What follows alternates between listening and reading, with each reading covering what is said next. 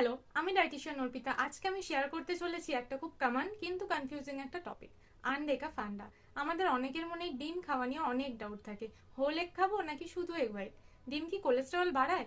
আজকে আমি এইসব প্রশ্নের উত্তর খুব সহজেই আপনাদেরকে ক্লিয়ার করে দিচ্ছি। নাম্বার 1, ডিম কি হেলদি? হ্যাঁ, ডিম হেলদি একটা সুপার ফুড, যাতে ম্যাক্রো মাইক্রো দুটো নিউট্রিয়েন্টই বজায় থাকে। উচ্চমানের প্রোটিন থাকে যেটা হজম করতে খুব হেল্পফুল। ডিমে ভালো ফ্যাট কোলেস্টেরল থাকে।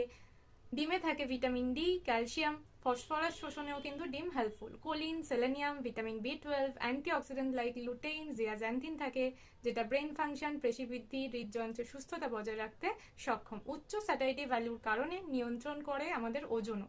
নাম্বার 2, হোল এগ নাকি এগ হোয়াইট, কোনটা ভালো?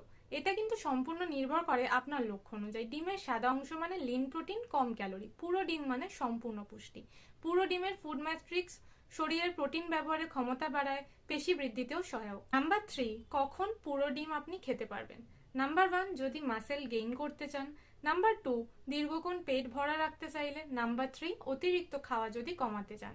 ডিমের কুসুমে থাকে ভালো ফ্যাট, কোলেস্টেরল এবং টেস্টোস্টেরন হরমোন তৈরিতে কিন্তু সাহায্য করে। নাম্বার 4, কেন ডিমের সাদা অংশ আপনি খাবেন?